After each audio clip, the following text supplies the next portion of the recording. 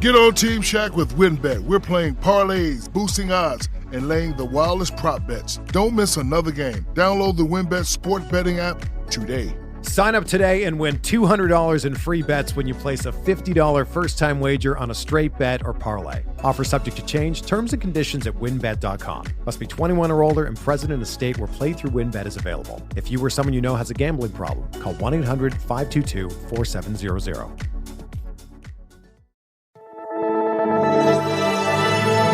Blue Wire. First pick in the 1991 NBA draft, the Charlotte Hornets select Larry Johnson from University. I'm not supposed to be here, man. A lot of people from where I'm from, don't make it.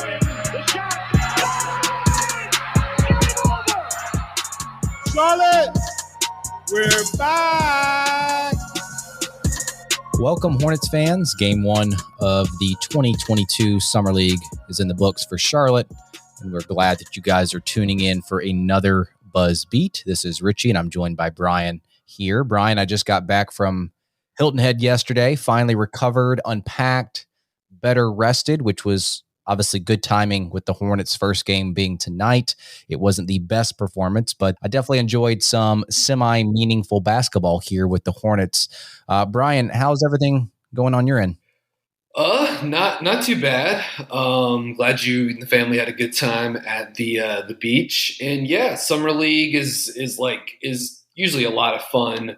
Obviously not the most inspiring performance from the Hornets tonight, which we can get into, but I've really enjoyed even going back to some of the games in Salt Lake City. We've really enjoyed it so far, like the Chet Holmgren debut for Oklahoma City playing with Josh Giddey. Enjoyed those games. It was very cool seeing Paolo Banchero make his debut for the Magic, guy that I covered this past season at Duke. And, the Hornets, unfortunately, some bad news handed out yesterday with the team regarding a fairly serious injury, lower body injury to Scotty Lewis, who we're not sure when we'll see him back, not in Summer League. So that was a bit of a tough blow. And I also felt like we got a little bit of a sense of just sort of like how, I don't know, just disjointed parts of this summer have been. And I'm not even including what happened with what Miles Bridges did, which you and I addressed on the last podcast, but just, Steve Clifford sitting down saying that with the ESPN crew, saying that he still has yet to, he's living out of a hotel in Charlotte. He hasn't met with every player on the team yet. And then you've got Joe Certenkamp coaching the Hornets, that's a guy who came to the Hornets and was in the video room with James Borrego, and last year gets promoted to being the head coach of the Swarm. And so he is one of the guys that has stayed on during the transition, but just disjointed off season. And I don't know, it felt like that was sort of like bleeding into the play tonight for the Hornets. Yes, and the final score, 84-96 in favor of the Pacers. And to your point, this would have been an awesome opportunity for a couple of guys that went down with injury. We had James Bouknight and Scotty Lewis Jr., who had surgery on his lower leg just the other day. Bouknight feels like a guy that could get his points in Summer League, but also a guy that could develop some bad habits, if you know what I mean. Like, he's a guy that could kind of fall into that category just based off of his style of play. And both of those guys will miss all of Summer League. And it could be a missed opportunity for Scotty Lewis because he's battling for a two-way contract. The biggest thing for Scotty right now is just to recover fully and recover quickly. So here's what we're going to do for this game recap. We're going to break it down into different players. We're going to start with the bigs, Nick Richards, Mark Williams, Kai Jones, and then we'll move on to another subset of players. So I first want to start with Kai Jones. I think most were excited about Kai out of anyone on this roster and the improvements that he supposedly made over the offseason, but he was very shaky to start this game and just overall from behind the arc. I think he was 0 of 10 from behind the arc, which was just, he kept letting him fly and did not lack confidence in that area.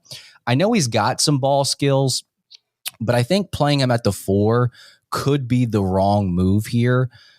And it may not necessarily be the position per se, but how they want him to play. with like corner touches and pick and pops and fading to the 3-point line. I just don't think that suits him all that well. I would personally just spam the pick and roll, use him as a lob threat. I think you obviously need to see what you can get out of him and try to extract as much versatility out of this guy, but it just wasn't pretty when he was playing out on the perimeter. You know, he had this one dribble drive in semi-transition in the first half, and it felt like it was the first play that he had all game where it was a departure from shots from behind the arc. And guess what? It was a much different result. Getting him going towards the rim, ideally off cuts, off the bounce could be something too that you can kind of tap into with Kai Jones. But his shot tonight was not looking good. I think his shooting form just doesn't look all that smooth either. Like when he catches it or when he's coming off the dribble, he has it at his chest, but then in his motion, he dips it below his waist and raises it back up. So I'm not saying that's the reason for the misses, but it just wasn't a smooth shot. And obviously 0 of 10 is just not good. So I wonder how they're going to play Kai moving forward. I think if you use him as a guy that's a pick and pop type of guy, I just don't know if that's the way to go with Kai. Yeah, I mean, I agree with you on the shot. Like, it does not look fluid. The transition off the catch is just not there. Multi-steps involved when it needs to be more seamless and smoothed out. Just not having that right now. 0 of 10 from beyond the arc. Shot selection was bad on some of them as well. I guess on one hand, it's like you should be encouraged to see him taking those shots, because I do think the fully actualized Kai Jones is someone, and we talked about this leading into the 2021 draft. It's someone that threatens as a screener because he can do everything off of it, right? He can dive. In theory, he could maybe short roll and then dribble and then finish. He can pick and pop and shoot a three or attack a closeout or use the pop to launch into a second side, dribble handoff and maybe get into another screen roll that way. So it's like, I get why from a development standpoint, some of these things like make sense, but the shot is just like so rough now that the pick and pops in the space, it's like, no one has to react to that. A defense is going to want him to take that shot. And then so the dribble drive game isn't there. I do think you were sort of touching on this, Richie, like some of his face up drive and finishes in this game were not too bad. I thought some of the cut finishes, he caught a nice alley-oop dunk going baseline off a feed from Jalen Crutcher that proved to be probably one of the better half-court possessions Charlotte had in this game. So right now, I think he's almost better served in the role that you're discussing, which is just having him dive, right? Now, you can only do that if he's playing in these summer league games with JT Thor as like the other like de facto 4, the other big guy. You can't really do that if you have Nick Richards or Mark Williams in the paint, And if that's the case, then I think Kai is better served as the guy that is cutting out of the corner, not just pure spacing. Like there needs to be a little bit more variety with him, with what he's getting, because obviously he's an explosive finisher, but for him to get from the perimeter to the arc, the best way to do that now is to do it off a catch and do it off cuts and do it off dives. Again, some of the flashes were nice. He had a really nice like grab and go finish, like full court drive tonight. So again, you can see parts of the vision and the hope. But yeah, it's just going to take some time with him development wise, which is not a surprise if you scouted Kai coming out of Texas.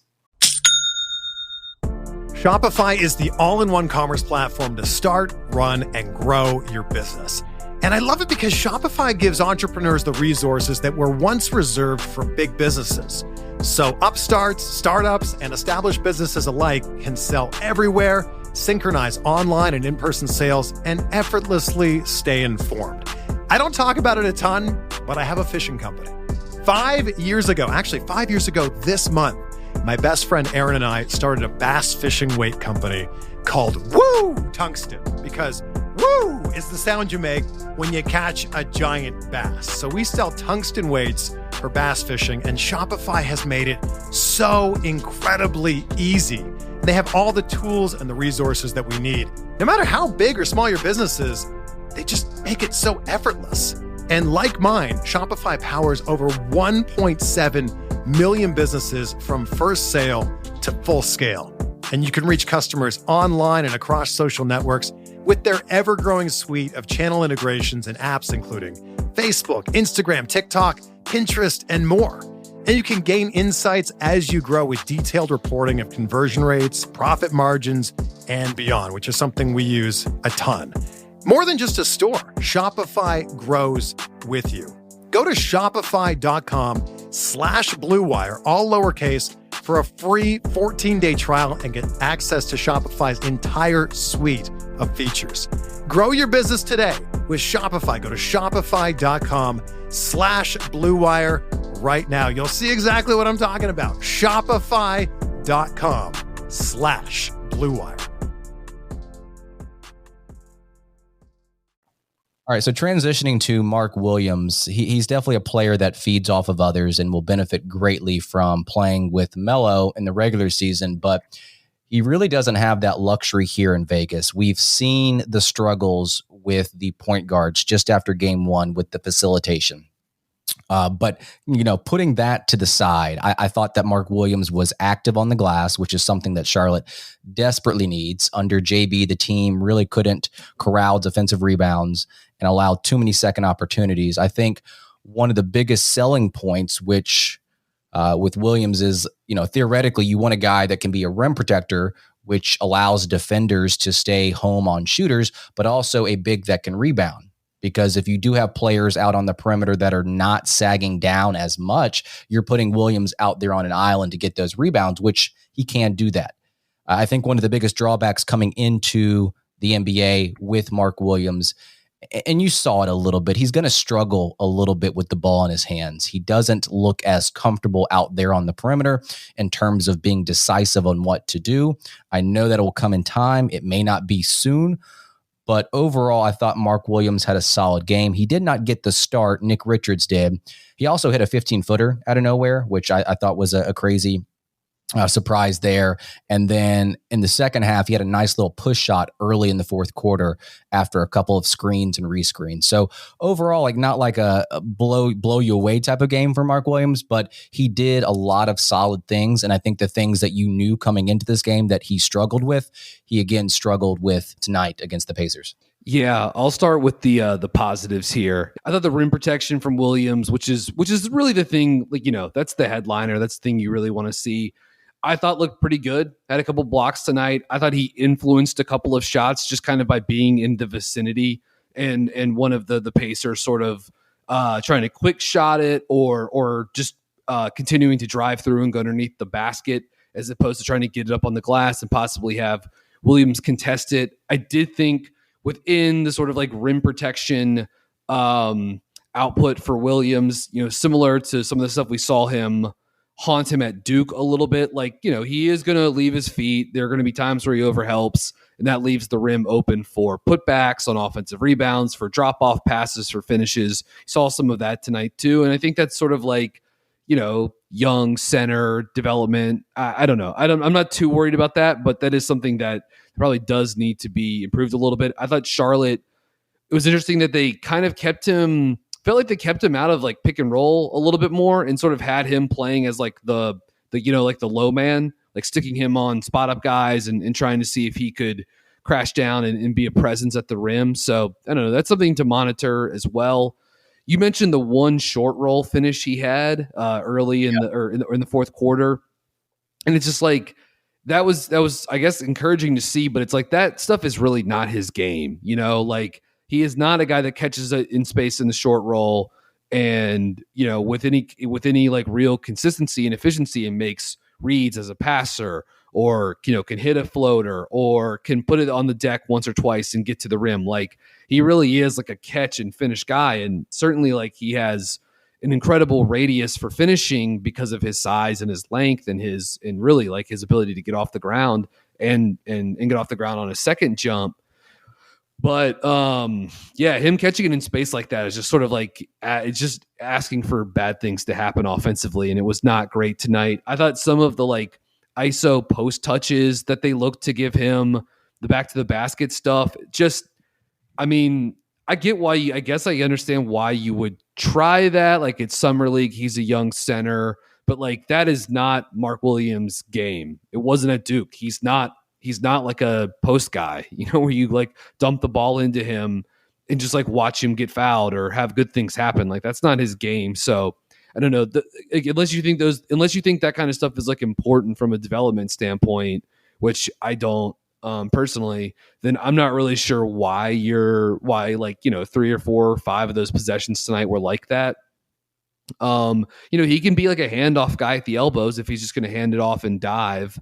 But other than that, he's pretty limited. You did talk about the like 115 footer he hit. You saw him make a couple of free throws tonight too. So he showed a little bit of the shooting touch. He does have a little bit of a soft touch out to right about 15 to 16 feet. And then you mentioned the work on the offensive glass. I thought that was encouraging. Like, I thought he looked active and clearly with his size and his ability to get off the ground quickly. Like, that's some place where he can really be a threat. But offensively, he's just pretty limited right now. And that is something that will help by getting to play with LaMelo and Gordon Hayward when the regular season starts, getting to play within the spacing of PJ Washington. That could help as well. This is something that I think we've touched on. I know Lee has mentioned it before, but just, he doesn't have a table setter for him either. Jalen Crutcher's trying his best. Bryce McGowan's is trying his best. But, and we can talk about McGowan's because I thought there were some interesting flashes tonight, but there's just no one to like spoon feed him right now. You know what I mean? Like, he's not getting to play with, like Josh Giddey, like just to have someone to like bend the defense and drop it off to him for dunks. So I think, look, Williams long-term, I'm not worried about him. I think he's going to be good. But this was, I think like a mostly fine, yet mostly also pretty unspectacular debut.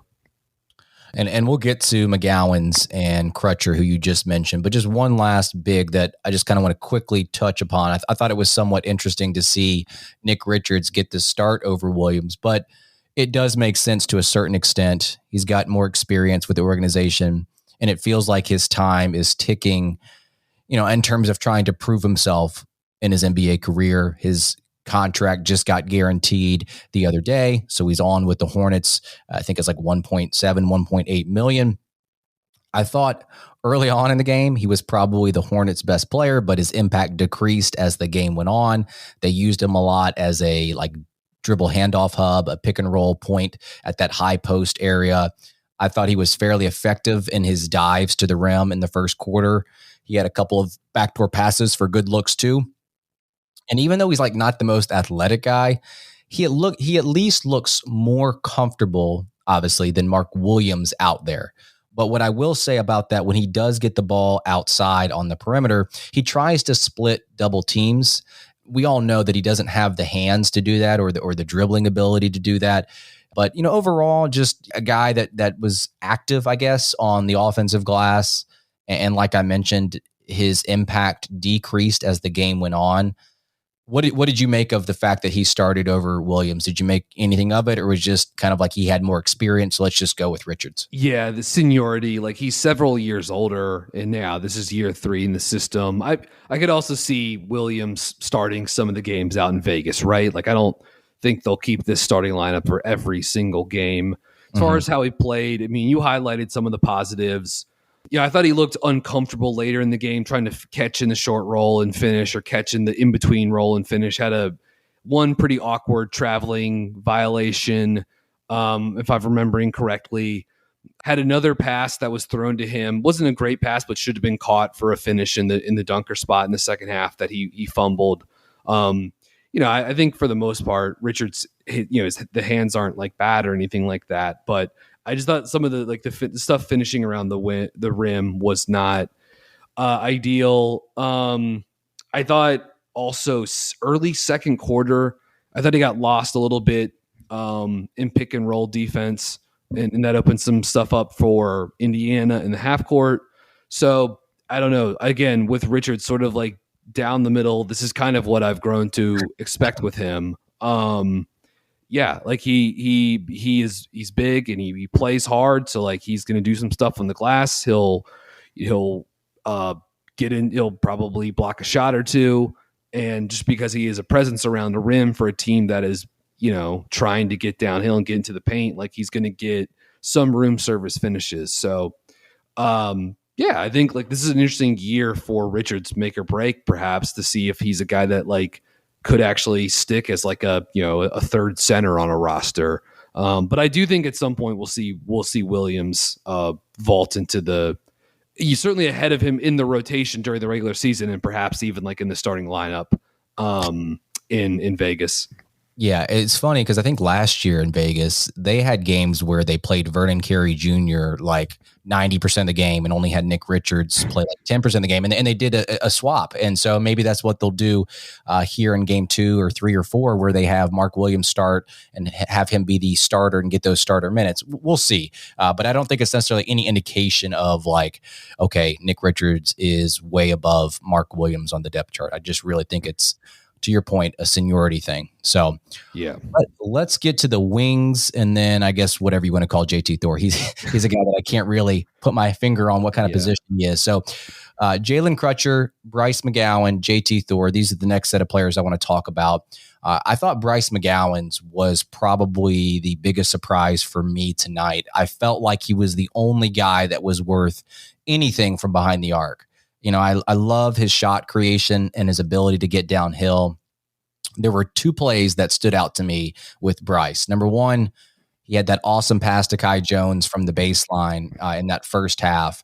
Didn't realize that he had that in him. I think it was off the live dribble too. I don't remember him gathering the ball off of that baseline drive. And then he had a drive early in the third quarter where he beats the closeout after a swing and he hits the floater and drew the foul. I think Isaiah Jackson was the one that fouled him. I just thought the gather was very quick and the release on that shot was very good before the guy could come over and block the shot. And I'll say this too about his dribbling. And obviously you watched him way more in Nebraska than I ever did. And I don't know if this is the case for Nebraska or if this was just like a game 1 thing that I saw. It doesn't, like, even though he's a guy that is a shot creator and he can go create for himself and try to get downhill, I wouldn't say that he over dribbles. Like there might be some times where he sets the opponent up but he's not just pounding the rock to pound the rock. He's not a methodical guy. Like he's not going to dribble the air of the ball, or at least he didn't show it tonight. So I thought that was a good thing about him in terms of just being decisive, getting downhill, creating shots for himself. And then after I listened to you and Lee talk on the second round pod, I was paying more attention to his defense. And I thought that was the one glaring weakness for McGowan's. And it may not be surprising, but I just thought opponents got by him with ease and there was no real resistance there. But that was to be expected out of McGowan's. But I thought McGowan's had probably the best game out of anyone on this team. Not that that's saying much because there was a lot of poor performances from the rest of the players. Yeah, just starting with the defense for McGowan's, there was one on-ball breakdown he had that sticks out in the second half where I think it was Duarte or Dwayne Washington, but they just blew by him off the dribble. Like no advantage, but just one-on-one. They boat raced. They got around McGowan's. Mark Williams had to help off at the rim, and they kicked out to the opposite corner for a 3. And it was like that open 3 came as a result of Bryce McGowan's not being able to hold water in space one-on-one defensively. With that said, there was like a lot of good stuff he did offensively. I thought watching film with him at Nebraska, like he's not a guy that put up, big time assist numbers. That's not the best indicator, certainly of one's passing acumen. And certainly like on a team with Nebraska, context is important. This is a team that did not have a lot of secondary creation and play finishers. So a lot was on McGowan's to start, create advantage and finish plays. But I did think at Nebraska this season, he did a pretty good job of, if there were 2 guys on the ball in the pick and roll and he was coming off, just doing a nice job to taking what the defense would give him on the short roll. And I thought he had early on, he had a nice pass tonight to, I believe it was Richards actually on the short roll that was actually pretty nice. He also had like a kick out or sort of like skip early in the game to Kai Jones for a spot up 3-point attempt that Kai obviously missed. And then you mentioned like the live dribble, like he goes baseline and Kai, cuts in from the weak side on the diagonal. And it was just a nice pick out by McGowan's. So again, all that live dribble playmaking is really encouraging to see. I want to see more of McGowan's attacking drop coverage. I thought that's something that was really hit or miss for him at Nebraska this season. Even in the course of a game, you'd see him for 3/4 of a game be hesitant to attack the drop or engage the screen defender, and he'll be settling for pull-ups and some tough twos and tough contested twos. But then at times, like the switch would flip, and he would really use his length and that first step of his to get downhill and get into the lane and be aggressive. I think because he is skinny, contact can bother him a little bit at the rim. Now he's got some like craft to adjust and to finish. And because of his length, he does have the ability to like get in there and like, throw down on top of guys. I watched the Illinois game the other week, and he threw down on top of Kofi Coburn and Omar Payne in that game, both on like late in the game when he just decided to get aggressive going downhill off the ball screen. I thought he hit 2 nice pull-up threes in this game where Indiana either like soft switched or went under the ball screen. Something else I would say about McGowan's, like I think he shot 28% on threes at Nebraska, but there's plenty of reasons to like, I think, feel reasonably good about the shot, like the free throw percentage above 80%, which is a good indicator.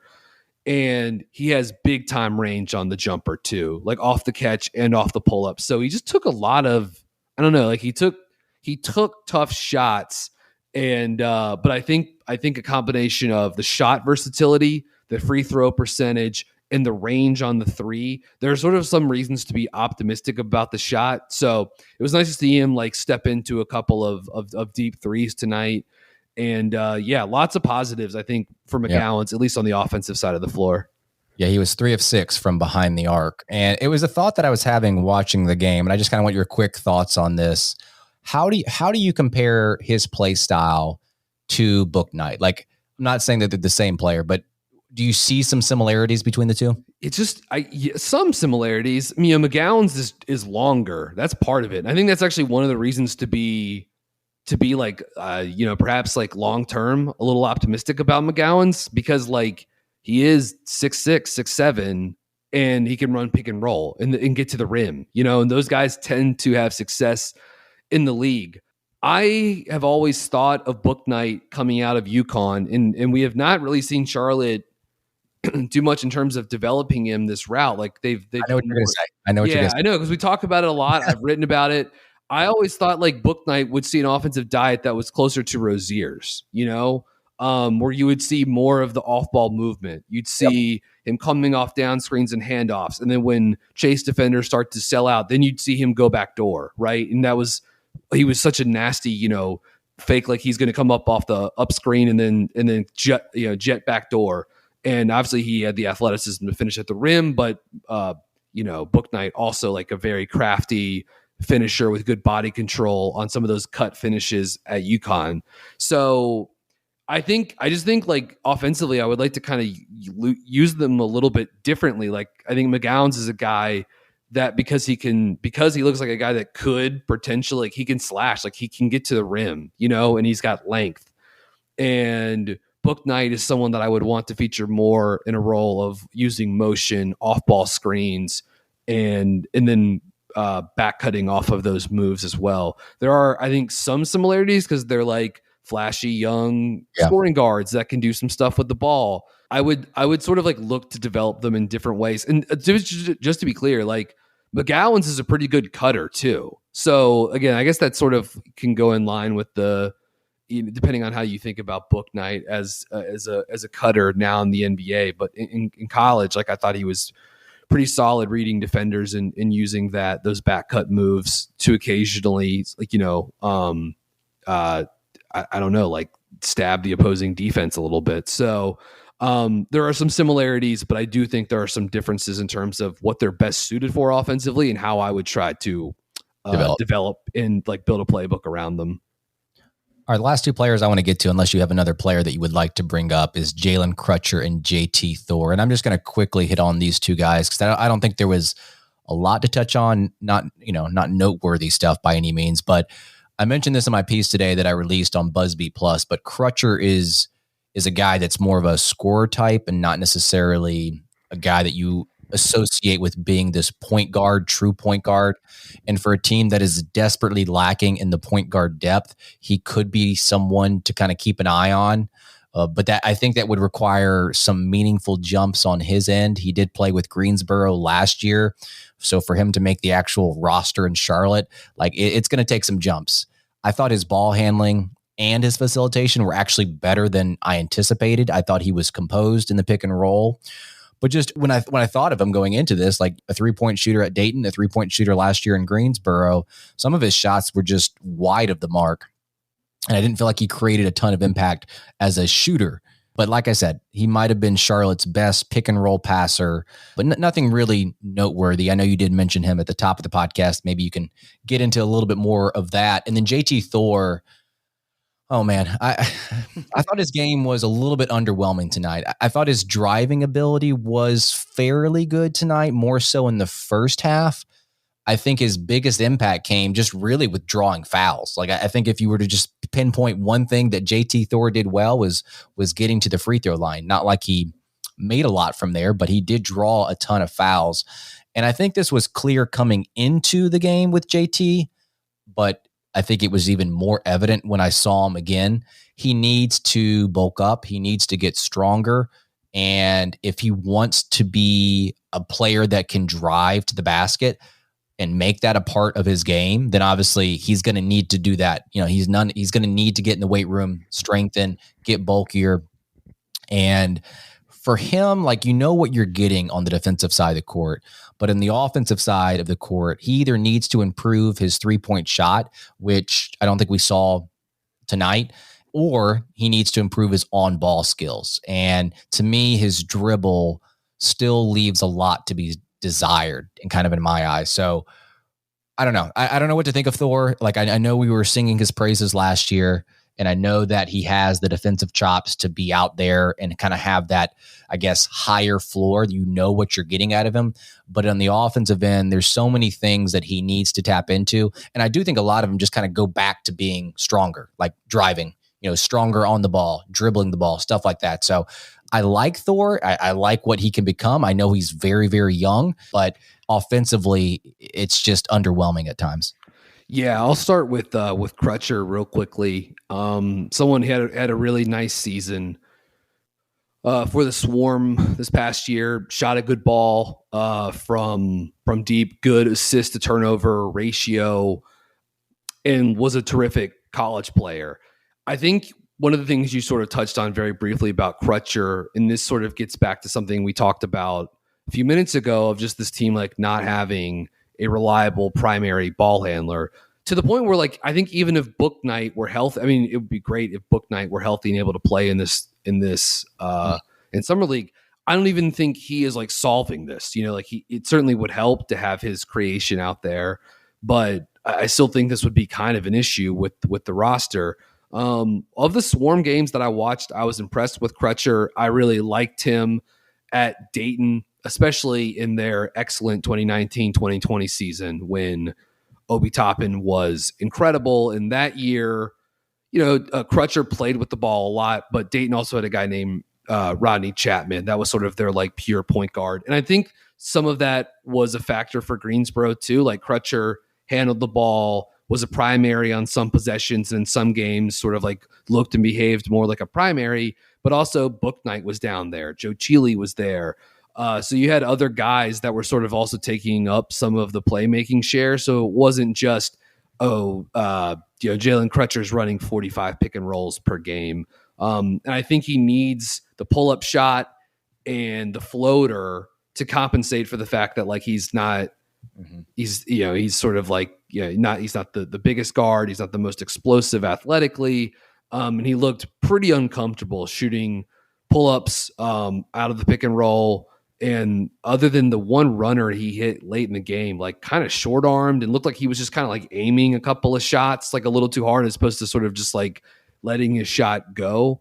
So we'll see. Again, I would like Crutcher. I'm hopeful Crutcher at least plays better out in Vegas. So this team just has some better on ball creation efforts. It looks like McGowan's might be up to the task. And if Crutcher could give them a little bit more, that would be helpful. As far as Thor goes, I thought offensively, like it broke down to two things for him tonight, which is you can see in this scenario, like he's going to play with the basketball more. Like when he was playing with Charlotte last year, like with the NBA team, not G League, like his best stuff offensively came off of cutting along the baseline and crashing the offensive glass, and occasionally he would get to attack a closeout and get to that floater and show off his shooting touch on runners and stuff like that.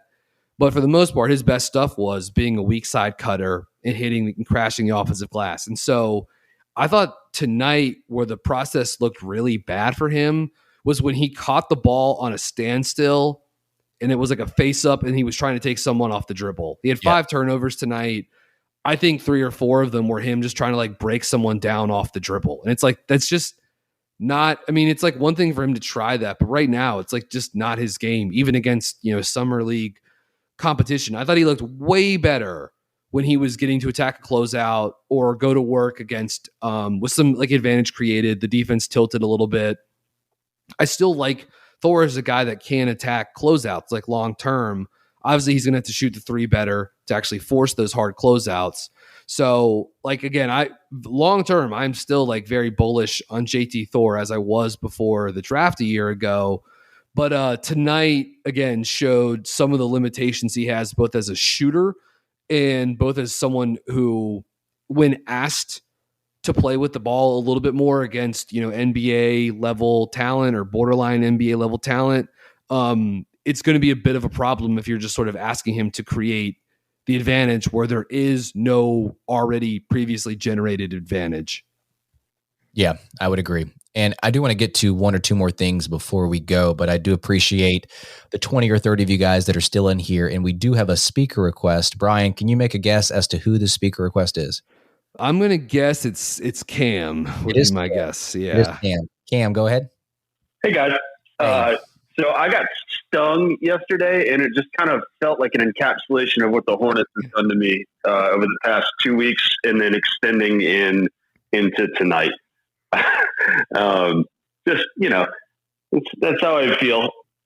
Tonight I'm not super disappointed in the front court players because as we've gone over, like there's at best you have marginal NBA players and kind of marginal summer league players who don't have a ton of experience in the NBA, like running the guard show. So I was pleased at least in the first quarter with how Nick responded, but in terms of like, Mark and Kai to some extent, like how much do you expect them to do when they have to carry the load? But the thing that I noticed today was there is nobody on this summer league roster as it's currently constituted.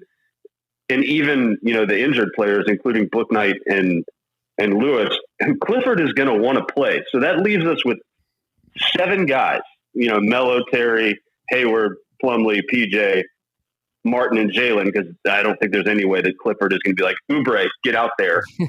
And that's like that's a pretty soft team, and it hurts more because, this is a team that's going to bust their ass to get to the 9 or 10 seed.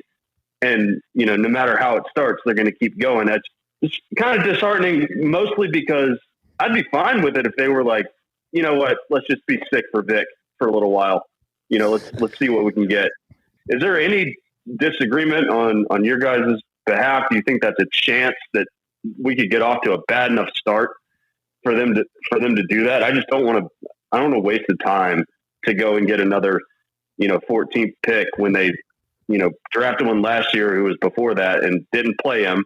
And now I think Book would have been helpful to have, and just to see what we have, a second-year guy who is a highly rated prospect. Can he score in summer league? And then it just kind of, I just don't see it with Kai he just reminds me. He just seems like Tyrus Thomas. Like I know that you guys were talking about how he would be optimized, but on NBA in an NBA game, he's diving from the corner. That ain't gonna happen. I just don't see it. Just sorry, that was kind of a rant. Appreciate what you guys do. Thanks a lot. Yeah, thanks for chiming in. Yeah, I felt like Steve Clifford's soul was like leaving his body a little bit when he was joined the ESPN broadcast and Kai Jones was continuing to miss 3-point shots like that. That was one of the sort of like sad highlights of the night. I'll be honest with you. Also, Kenny Atkinson was just on TV, and screw that guy. Yes. One-time Charlotte Hornets head coach Kenny Atkinson. We'll do a pod, I'm sure, at some point in the future where we'll all drink and reminisce about our favorite times with Kenny Atkinson as the head coach of the franchise, and we'll share stories and be merry and discuss that wonderful 8-day period of time. Look, I think this is something that Richie, I know we've texted about in the BuzzBeat text thread. I don't want to speak for you. I feel like I can speak for Spencer because it's something that I think he and I feel similar to. Is that like it kind of does feel like they need a reset of sorts. Like just looking at where they're at right now, where the roster is. They're just 2 years into LaMelo's rookie deal. So I know maybe you get like a little queasy to sort of think about taking a side step or a half step back or a full step back or whatever. It does feel like they may not have a choice if like one injury happens to one of their main guys the first like month of the season. But even without that, it sort of does feel like the prudent thing to do would be sort of take a step back and say, we don't have enough, like certain good young players on this roster right now because JT Thor is a question mark. Brooks Knight is a question mark. Kai Jones, question mark. LaMelo is awesome, but it's going to take a little bit more time and he needs more help around him. And it's up to the Hornets to put more talent around him. But the way to do that is to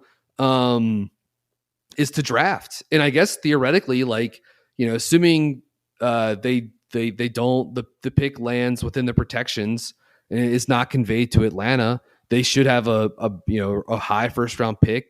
Knowing Charlotte, it'll probably be later in the lottery, but that could be a top 5 pick. They control Denver's first round pick for next season as well, which is like kind of blah in terms of draft capital, but like it's at least a late first round pick. So there's some stuff you could do to try to take swings on next season. But I just get the feeling that with the new coaching staff in place with Steve Clifford here, like he only has 3 guaranteed years, right, Richie, on this contract? Like my guess is that they're not going to want to take one of those years and just use it as right. Now, I would not describe it as a throwaway, to be clear. Like I would say it's an important part of a proper build around LaMelo Ball, which is all that should matter for this team right now. But I just get the feeling that is how some of the key decision makers there will look at it, and they're not going to want to do that, especially since they also haven't made the playoffs since 2016. And I think that's like thinking that's not doing justice in terms of sort of like the once one of a kind talent you have in LaMelo and what it means to sort of like build a consistent winner in a small market. So you're looking at things very narrow and very rigidly. And I think it's costing you long term, but that's how this team is like largely chosen to operate. So I don't know. Do you have any thoughts on that in terms of like, they're clearly like they're going to try to at least start the season as a team that's like hoping to make the playoffs.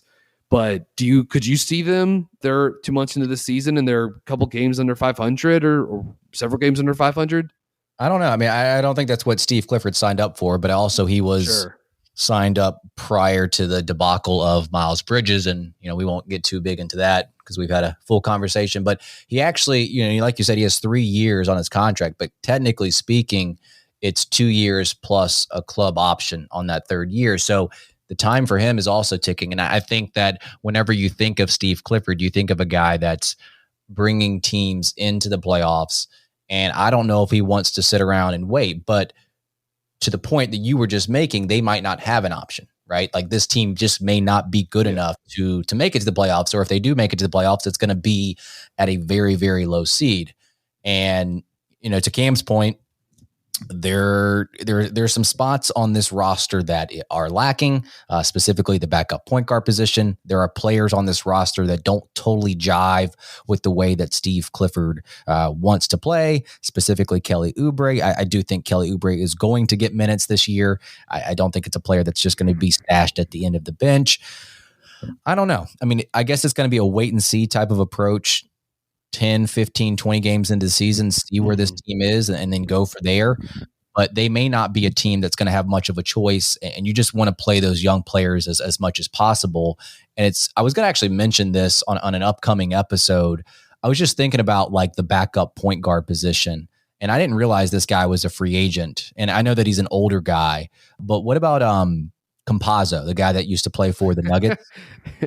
I mean, he would give them some, some point of attack defense, I suppose. And it's funny. Like, I feel like Denver fans that I know and interact with online, he's like a very polarizing player, if that makes any sense. Like, I think he is, obviously he can be very frustrating to play against, but I think through some of his limitations offensively, I think he was maybe even occasionally annoying for fans of Denver, but it's one of those things where just like they don't have like a ton of good options, man. Like they need to add another point guard to the roster. Like I just don't. I mean, I guess you could really just once again commit to Rozier as like your full time backup, like you're starting 2 and your backup 1, but it's like that is just not a good idea. So I would advise them to not do that. And unless they really think like McGowan's or Book Night, I mean, it's just like, come on, let's get real here for a second. And, but they just don't have a lot of options. And so maybe if they're looking for defense, I guess Campazzo is like a name certainly like worth mentioning, in part because like they're going to be like, they don't have a lot of money to spend on this, and there's not a lot of guys available either. Yeah, he's one of those players. I mean, when you look at these remaining free agents, there are going to be drawbacks with anyone. And I think obviously he's older, he's undersized. And to your point, he may be limited offensively in what he can do. But I just think he fits with, maybe Clifford's style of play. He's a scrappy player, definitely one of those players that is polarizing, maybe among the fan base, but just polarizing in general. Like he's a guy that you would love to have on the team, but you hate to go up against. He's just a pest. I think he gets into passing lanes. He can even help facilitate on the offensive end as well. I think the free agent, the remaining free agents, it's getting slim pickings at this point. So any kind of acquisition that Charlotte is going to make, it's not really going to boost the overall performance of the team. But I was just kind of digging deeper on the free agent point guard class. And, obviously there's rumblings out there about Kemba making a return, but I don't think he's going to be that big of an impact either. So I think it's going to be one of those things, Brian, where they just kind of have to play it as they go. If it gets to a point to where they are severely dropping below 500, then you play Book Night more. You try to play McGowan's a little bit more, but I just don't know if Clifford can really do that. Like I know that it's kind of a conversation that they have to have with the front office as well, but Clifford didn't sign up for that. Yeah. I mean, what's tough is it's like he certainly didn't sign up for that, but when he was looking at this roster, I'm sure he should have probably been able to look and assess and think like, hey, it's not, they're not that far away from being a team that needs to potentially like consider at least a mini reset, just given how they performed the last couple of years, the ages of some of the guys on larger contracts. And look, I know the crime that Miles Bridges committed is going to change that. I don't really want to talk about Miles Bridges like the basketball player right now, because I just don't want to think about him in those terms. But it is something that obviously like it's it's impacting where they are as a franchise right now. But that's obviously like not anywhere close to like the most important thing when discussing Bridges at the moment. But I don't know. So I'm not sure where they go from here. But at least in the interim, rounding out the roster, they're going to have to find a backup. They're going to have to find a backup, ball handler for this team, and I guess that'll sort of be like the last piece as far as like filling out the roster. Yep. Because if Richards is guaranteed, like they're kind of set up at center now. And it does feel like with PJ and Thor, they've got guys that can play the 4, and even Gordon Hayward can give them some minutes there too. Jalen McDaniels probably in line for more minutes as well as like a hybrid forward, as you know. So there's some stuff to work with there. It's just not, you're just looking around and it's just like, where is the offensive creation? It's going to be very reliant on LaMelo, and he's incredible, but it's just going to be somehow even more on his plate than compared to a season ago. All right, let's end on this, Brian. Before we get out of here, just make this quick. 3 to 4 sentences. Give me one high and one low from the game. It could be a team trend, a player trend. I'll go ahead and get mine out of the way. The one high in this game was Bryce McGowan's. I was pleasantly surprised by him. I know that he was rated higher on a lot of people's big boards, and he dropped a little bit in the draft. And obviously Charlotte traded up to get him, so they viewed highly of Bryce McGowan's, and I'm sure that they had him higher on their personal board. But I still was surprised with the way that he was able to create for himself. He did not over dribble. I love that pass to Kai Jones. It was probably my favorite play of the game. And speaking of Kai Jones, he's going to be my one low. He just was I think he was just disappointing because I thought he was hyped up heading into this game. Not necessarily from me per se, but just in general, everyone was anticipating his performance going 0 from 10 from behind the arc. And maybe that's just not the way he's going to be used. You're going to have to try to find ways to maximize Kai Jones's athleticism. And I just don't think using him as a pick and pop type of guy and stashing him in the corner is the way to go. And I get it. Summer League is for experimentation and trying to figure out where pieces can fit. And maybe he would be better suited playing with the parent club and with the Hornets and not necessarily with Greensboro, where you got better talent around him. So my one high, Bryce McGowan's. My one low is Kai Jones. Yeah, to avoid good picks, I think the two correct ones, honestly. But to avoid repetition, I'll say high. I don't think he had a great game by any stretch. We debriefed on Mark Williams earlier in this, but man, it's kind of nice to see Charlotte with someone like that kind of rim protector back there, right in the paint at the rim. Like it's something that you've been sort of like for years while covering this team and talking about them, Richie. Like we've talked about this all the time. So I think it looked good to finally have that kind of like vertical presence at the rim. He's gonna have to get stronger. Lower body's gonna have to improve. The timing's going to have to get better. But again, he already has a lot of tools to work with. And in less than 19 minutes of action tonight, 2 blocks, 3 offensive rebounds, 8 rebounds total. So something to perhaps, dream about a little bit down the line. But there's going to need plenty of work. It's going to need to be done. The low, I guess I would just say, man, I don't know. Like, I'll just say like this. I'll pick Kai, and I'll say it. I'll go slightly different. I'll just say like the shot selection itself was pretty poor. So we'll go with that. And I'm hopeful to see more production out of JT Thor later on. Although I just don't think he's in a very good situation with the way this summer league roster is constructed currently. All right, so I don't think the Hornets are going to be making the Summer League championship game. They are 0-1. So? I don't think so. I think if they win the next 3, I still think it's going to be a reach. We'll see. We'll get out of here on that. Thanks to all that stuck around. If you want to support us, when I release this as a podcast, I'll have the link to BuzzBeat Plus in the episode notes. But we appreciate everyone joining us here on Twitter Spaces. For Brian, I'm Richie. Hope you guys have a good one.